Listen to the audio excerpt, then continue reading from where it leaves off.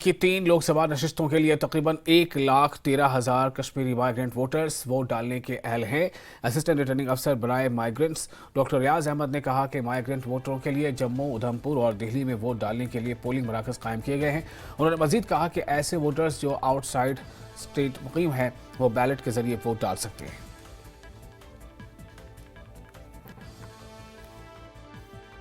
जम्मू कश्मीर में इस वक्त लोकसभा इलेक्शंस की गहमा गहमी है। अब जो सारा कंसंट्रेशन है वो कश्मीर वैली की 3 सीटों पर, लोकसभा सीटों पर है और लद्दाख की 1 सीट पर है, जिस पर चुनाव अभी बाकी है। जम्मू और उधमपुर की सीटों पे चुनाव हो गया है। अगर हम कश्मीर वैली की बात करें तो वहां पे जो 3 सीटें हैं उसमें कई कश्मीरी पंडित वोटर भी हैं। तकरीबन 1,13,000 के करीब कश्मीरी पंडित माइग्रेंट वोटर हैं, जिसमें कश्मीरी पंडित ज़्यादातर हैं।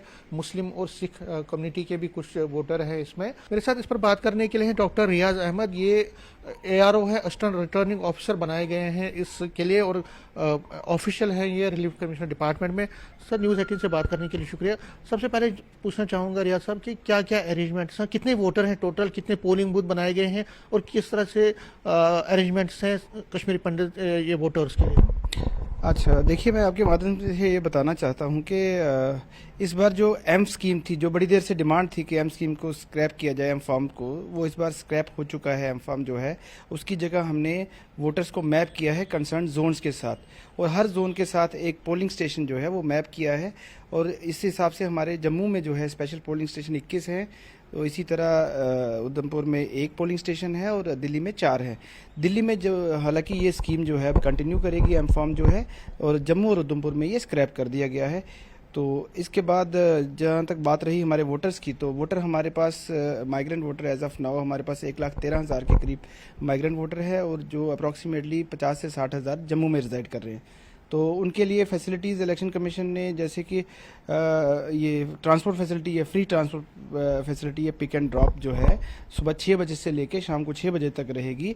जो भी कंसर्न एरियाज़ हैं हमारे पास जम्मू में, हमने 16 से 17 लोकेशन कहाँ पे थोड़ा ये तालाब तिलों में हमारे पास होगी, दुर्गा नगर में रखेंगे। इनफैक्ट हमने बड़ी ब्राह्मणा एरिया के लिए मानसर से भी बस का अरेंजमेंट किया है, और एक कठुआ में कुछ वोटर है हमारे, कठुआ से जम्मू के लिए बसेस जो है वो अप्लाई करेंगी ऑन द डे ऑफ पोल, सुबह 6 बजे से लेके शाम को 6 बजे तक।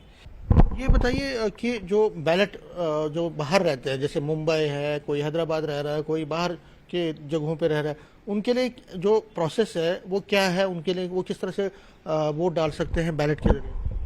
देखो, जो लोग बाहर रह रहे हैं उनके लिए, दिल्ली के लिए तो फिजिकल पोलिंग स्टेशन है, जो दिल्ली है उसके आसपास लोग रिजाइड कर रहे हैं। लेकिन जो बाहर हैं, मुंबई में, बेंगलोर, पुणे या बाहर किसी भी सिटी में है, उनके लिए पोस्टल बैलेट फैसिलिटी जो है वो इलेक्शन कमीशन के द्वारा दी गई है। पोस्टल बैलेट के थ्रू वो अपने नियर बाय जो अपना ERO है कंसर्न, वहाँ जाके फॉर्म 12C भर सकता है। वो फॉर्म 12C जो है उसको भरना है और अटैच करवाना है या वेरीफाई करवाना है किसी भी गजेटेड अफसर से या कंसर्न ERO से। तो वो ऑनलाइन मोड के थ्रू भी यहाँ हमें भेज सकता है और ऑफलाइन मोड के थ्रू भी आ सकता है। अभी तक हमारे पास जो ये फॉर्म 12C है, कोई 500 के करीब 12C अनंतनाग के आ चुके हैं, और इतने ही नंबर कोई हमारे पास श्रीनगर कॉन्स्टिट्यूंसी का भी आ चुका है। तो उसका नोडल ऑफिसर जो है वो मैं ही हूँ, मतलब जम्मू में ही आएंगे, फिर फर्दर यहाँ से हम डिस्पैच करेंगे उनको पोस्टल बैलेट। पहले जब पोलिंग होती थी कश्मीरी माइग्रेंट की तो कम वोटिंग होती थी, तो क्या क्योंकि एम फार्म का भी अब खत्म हो गया है और आपने अरेंजमेंट भी, क्या लगता है आपको कि इस साल ज़्यादा अच्छी तादाद में लोग आएंगे बाहर? जी, आपकी अपील क्या रहेगी? हाँ जी, बिल्कुल, मुझे लगता है क्योंकि जितना लोगों में क्यूरियोसिटी है, क्योंकि स्कीम चेंज हुई है, तो लोग इतना ज़्यादा इंक्वायर कर रहे हैं, अपना ऑब्जेक्शंस दे रहे हैं, क्लेम्स दे रहे हैं कि मुझे ये पोलिंग स्टेशन में रखो मुझे। तो मुझे लगता है इस बार थोड़ी सिंप्लीफाई हुई हैं चीज़ें, और आने वाले टाइम में और ज़्यादा सिंप्लीफाई होंगी, और लोगों में काफ़ी ज़्यादा उत्साहित लोग हैं, उत्साह है, और ये इस बार लगता है कि काफ़ी अच्छा टर्नआउट रहेगा हमारा। उस एम फॉर्म के ख़त्म होने के बाद, जैसे मैंने आपको पहले भी बताया कि हमने मैपिंग की है पोलिंग स्टेशन की जोन के साथ, और जो जो कंसर्न जहां पे वो रजिस्टर्ड है माइग्रेंट, वहां उनको पोलिंग स्टेशन के साथ हमने मैप किया है। हो सकता है इस बार हमें थोड़ी कमियां रह जाएं, क्योंकि ये फर्स्ट टाइम था और हम बड़े शॉर्टेस्ट टाइम में हमने ये किया है, और आने वाले टाइम में हम ये आश्वासन देता हूं मैं आपके माध्यम से कि ये सारा स्ट्रीमलाइन हो जाएगा और एम फॉर्म कभी भी अब दोबारा बनने की ज़रूरत नहीं पड़ेगी। एक बार आपका पोलिंग स्टेशन और आपका जोन जो है मैप हो गया, तो आपको कुछ भी करने की ज़रूरत नहीं है। आपको सिंपल अपना वोटर कार्ड या एपिक नंबर लेके आना है, तो आप वोट डाल सकते हैं।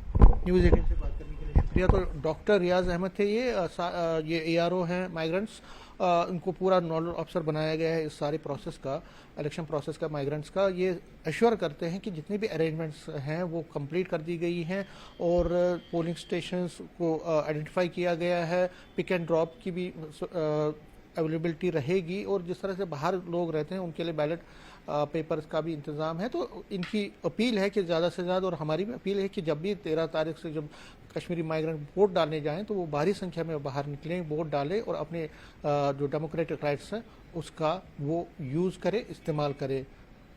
कैमरामैन साहिबा के साथ में समीर भट्ट, न्यूज़ 18।